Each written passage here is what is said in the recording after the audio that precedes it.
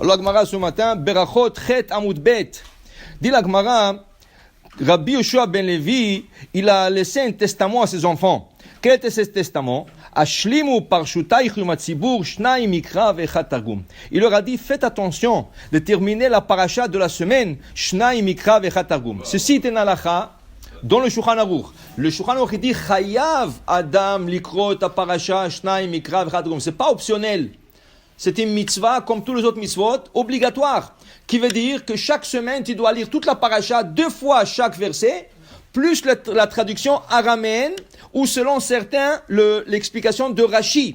Alors, il leur a dit, Rabbi Yoshua ben Levi, Ashlimu, faites attention de compléter toute la paracha, Shnai Mikra ve'echad Targum. Tov. Maintenant, la Gemara raconte sur des rabbins qu'ils n'ont pas fait toute l'année, et voilà qu'ils voulaient le compléter à la fin de l'année. Quand c'est la fin de l'année, c'est vers le jour de Kippour, juste avant Kippour. Pourquoi? Parce qu'après, il y a Simchat Torah et tu recommences la Torah. Alors il y avait un rabbin qui voulait le faire et l'autre rabbin lui a dit non, écoute, c'est pas comme ça qu'on fait. Et quoi, tu vas jour Erev Kippour, tu as besoin de manger. C'est la mitzvah, c'est de manger beaucoup, c'est manger toute la journée des collations, de se préparer pour aller au mikvé. Où tu as le temps? Fais-le chaque semaine. Chaque semaine un morceau. Alors il y en a, qu'est-ce qu'ils font? Ils le font le vendredi matin. Toute la paracha, Shnai Mikra Targum. Il y en a, qu'est-ce qu'ils font? Ils n'ont pas le temps vendredi. Chaque jour de la semaine, ils prennent une portion et ils lisent. Et vendredi, ils complètent ce qui reste. Okay? Et sinon, tu peux le compléter le samedi matin. Mais c'est important de le faire. C'était aussi un testament qu'a laissé Rabbi Yoshua ben Levi à ses enfants. Après, il leur a dit, Izaru Bavridin ke Rabbi Yehuda. Faites attention aux veines du poulet, comme Rabbi Yehuda. Qu'est-ce que Rabbi Yehuda faisait? Rabbi Yehuda, après avoir égorgé le poulet, il coupait les veines de tous les côtés pour que le sang il sorte plus vite, pour que le sang ne reste pas à l'intérieur. Alors il leur a dit, faites attention, comme Rabbi Yehuda, il coupait les veines après égorger le poulet, faites-le aussi. Et après il leur a dit, Vizaru bezaken sheshachach talmudo mechamat onso. Faites attention à quelqu'un qui a eu malheureusement le Alzheimer. Il a oublié toute la Torah. Par exemple, la Gemara raconte sur Rav Yosef. Rav Yosef, c'était un génie, c'était un grand rabbin. Mais malheureusement, à la fin de sa vie, il a tout oublié la Torah. Et chaque fois qu'il disait un cours, il y avait son élève Abaye qui l'a corrigé. Il dit, mais Rabbeinu, est-ce que tu n'as pas nous a dit notre jour comme ça? Est-ce que tu n'as pas dit comme ça? Il dit, ah oui, parce que le pauvre, il a oublié. Il leur a dit, donnez-lui kavod exactement comme dans son vivant, quand on était bien. Pourquoi? D'amrinan, luchot, veshivre luchot, monachim baron. Regarde, même les tables de loi cassées de Moshe Rabbeinu, où est-ce qu'ils sont posés? Dans le même arche, avec le deuxième table de la loi. Pourquoi? Malgré qu'ils sont cassés, ils ont la kedusha de la Torah. Alors malgré que la personne elle a oublié la Torah, il faut lui donner respect, comme s'il se rappelle de la Torah. Il ne faut pas se moquer de lui. Okay? Il faut faire attention aussi comment le corriger. Amar Leu Rava lebane, Rava disait à ses enfants, Kshatem chotrim basar, al tartechu al gavayad. Disait Rava à ses enfants, faites attention, quand vous coupez la viande, jamais tu attrapes le morceau de viande dans la main. Tu as l'expérience, toi. N'attrape jamais le morceau de viande dans la main et tu coupes, parce que tu risques de te couper, c'est ça, le doigt ou la main, et le couteau avec lequel on coupe la viande, ils sont tellement aiguisés que tu te sens même pas et tu te coupes très très profondément. Hein? Tu le poses sur une surface, sur une table ou quoi que ce soit, et tu coupes. Mais jamais, ni pour le pain, ni pour rien du tout. Tu ne coupes jamais quelque chose qui est dans ta main. Tu le poses et tu le coupes. Comme ça dit Rava comme testament à ses enfants. C'est très, mishum sakana, c'est très dangereux.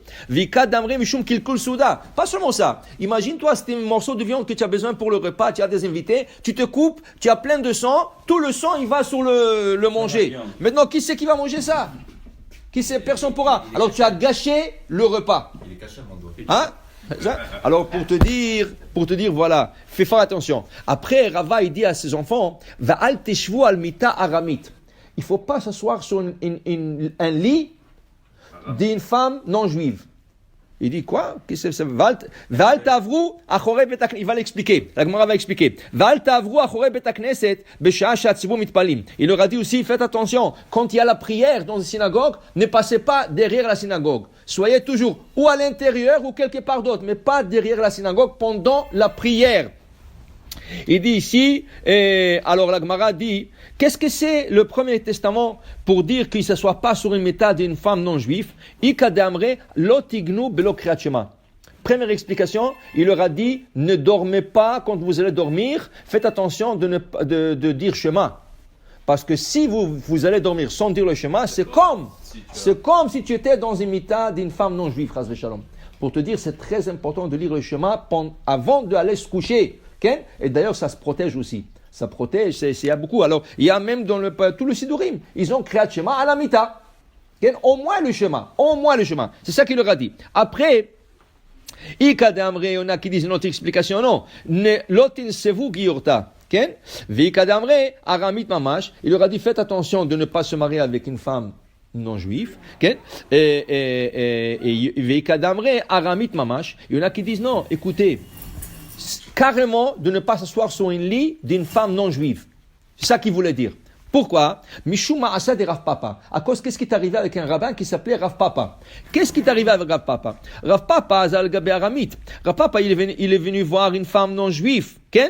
Il avait besoin de lui parler quelque chose. Alors, elle lui a dit, asseyez-vous, et je vais aller chercher quelque chose, je reviens. Elle lui a fait, il voulait que ça soit sur un sofa, ou sur un lit sofa, quelque chose comme ça. Rav Papa, il lui a dit, je m'assois pas, jusqu'à que tu le déplaces, je veux voir qu'est-ce qu'il y a sous le lit. Il dit, pourquoi vous dites ça? Il dit, non, moi je ne m'assois pas. Elle a déplacé le sofa-lit, et qu'est-ce qu'il y avait dessous? Un bébé mort. Elle voulait qu'il s'assoie, et Rachid dit, elle voulait qu'il s'assoie, Vela Ali la lave. Elle voulait l'appeler la police et dire, regardez, il s'est assis par erreur sur le lit, et il a tué le bébé. Ça, c'était pour l'accuser après. Alors, depuis, Rava, il a dit, quand tu vas chez une non-juive, elle te dit, assis-toi ici, méfie-toi. Allô, qu'est-ce qu'il y a là-bas?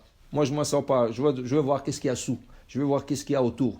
Fais attention. Alors, ça, c'est à cause d'une histoire qui est arrivée. C'est pour ça que le Rava, il a laissé testament à ses enfants de faire attention.